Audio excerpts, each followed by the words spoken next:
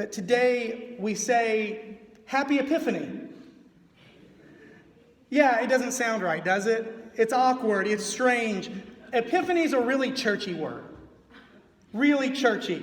It's something we celebrate every year. We lift it up in the church, but outside of these walls, beyond the church, it's a word that doesn't really mean as much. It doesn't mean the same thing, but we are the church. So the question is, what does Epiphany mean to us? So to start with, let's make sure we all remember what an epiphany is. Epiphany is a word that means revelation or revealing. It's a discovery or a realization of something.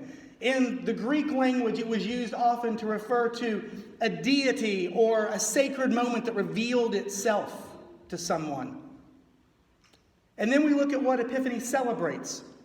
Depending on which branch of the church in the ancient church you followed, you had a little different influence. Those who were more in the Eastern church were celebrating on Epiphany the baptism of Jesus. They remembered the Magi coming too, but there was a focus on the baptism and John's proclamation of who Jesus was, and the lighting of the dove and the proclamation from God. In the Western church, there was a focus on the Magi's arrival and their proclamation of who Jesus was. Because you see, they weren't Jewish. They were the rest of the world. In some ways, symbolically, the kings represent the rest of the world recognizing that something special was happening in Jesus. And Jesus represents to them a revealing of their place as people of God. The story so far from the Jewish tradition has been this people of God from Abraham in this relationship with God through covenant.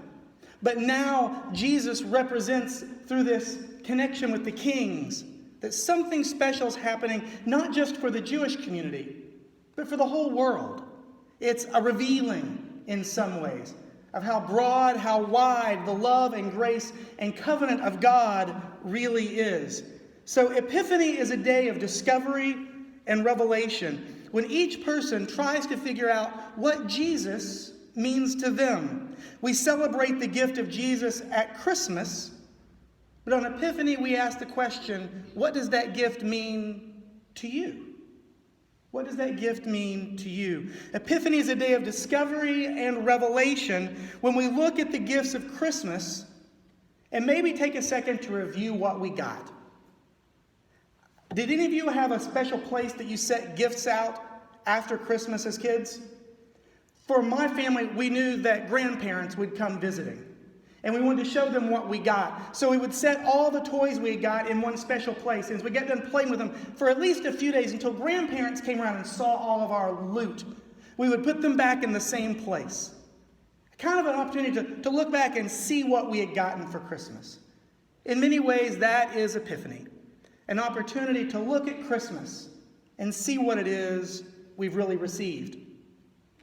Now, I'm not sure our receiving of Jesus is that different than other gifts.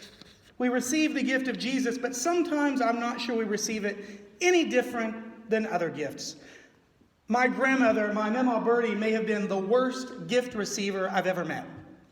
She was a hard-nosed woman. She raised kids in a difficult time. She was frugal and a survivor, and the worst receiver of gifts ever. My dad was the oldest of 4 kids, but it was my Uncle Kurt that she doted on. It was clear there was a favorite, although she would never admit to it. We would often ask, would you like to come to our house for a holiday? And she would say, I'm not sure what I'm doing yet, which meant Kurt hadn't told her what time to be at his house yet. On Christmas one year, I remember her opening a really pretty box. I forget which family member it was from, but I remember her exclaiming, "What is this thing? What is this thing?" Well, it was a casserole bowl. It was pretty, it was glossy, white. It was a nice gift. But she shouts out, "What is this thing?" And there's an awkward moment of silence, broken by my Aunt Judy, the rebel of the family, saying, "Granny, it's a chamber pot." Now the awkward silence is added to with this great tension. How is she going to handle it? But then there is this chorus from the community, as if the whole family knows the response. It's almost liturgical. Peace be with you and also with you. No, no, no. It's a chamber pot. And the whole family cries out together, "It's from Kurt." To which she responds, "Well, I guess this will be pretty nice then." What is this thing? What am I going to do with it? I guess it could be nice. I think all of us have had a gift that we did not know how to receive. A gift we did not know how to receive. It was the same grandmother one year that bought me extra underwear for Christmas because she knew I needed it. But she gave it to me in front of the cousins. It was a difficult gift to receive. She also knew that I had an aunt who was getting me a little truck, a little mini controlled truck that took lots of batteries. And so she went to the trouble of buying me extra batteries that would fit it. It was not an easy gift to receive. Underwear and batteries. I was 7. I responded like a 7-year-old. Underwear and batteries? What is this thing? And it's from Kurt was not going to work for me. We all have had times when we struggled to receive a gift, or we've watched somebody else receive a gift awkwardly, knowing that it had a hidden meaning, knowing that there was a sermon behind the gift, as my wife's family always called it, the sermon presents. When my father-in-law got nose hair trimmers for Christmas one year, he looked at him and said, "Really? Thank you?" Sometimes we received gifts that are hard to accept, hard to receive. And then there's Jesus. And then there's Jesus. I'm not sure our receiving of Jesus is that different than some of our other gifts. Epiphany is a day of discovery, of revelation, to look at the gifts of Christmas and see what we got. And sometimes we look at Jesus and say, what is that thing? What am I supposed to do with all of that? Do we like this gift of Jesus? Does it go with our decor, our color scheme, with the way that we've organized our life and our home? Does Jesus really fit into the pattern? Did it come with a receipt? How much could we get for Jesus if we sent him back? Sometimes it's a gift we're not ready to receive. Sometimes the gifts that come with Christmas, that come with the reimagining of the birth of Jesus, are confusing. We find ourselves with dreams that are much bigger than our courage. Sometimes we find ourselves with more hopes than we could ever fit on our calendar. Sometimes we find ourselves with decisions to make about change and how that will look. And we wonder, is this really what I asked for Christmas? Is this really the baby Jesus I prayed for? Is this really the revelation that I was hoping before Epiphany? Maybe this Jesus isn't quite my size. Maybe he's asked me to make a change that's way too big. Maybe this Jesus this year feels too small for all the pressures of the world around me and what I feel I need to have change. Sometimes the gifts of Christmas are confusing, and we're left to ponder and to wonder, what is this thing? What will I ever do with this? I think that's the question we've been wrestling with in many ways for a couple of 1,000 years now. What am I personally supposed to do with the gifts of God? What am I to do with what I have received in my life? And Epiphany then becomes the day, not when the minister explains things and says, well, here it is. It's not one of those, here you go, here are all your answers Sundays. Instead, Epiphany is a day of questions. It's a day of questions.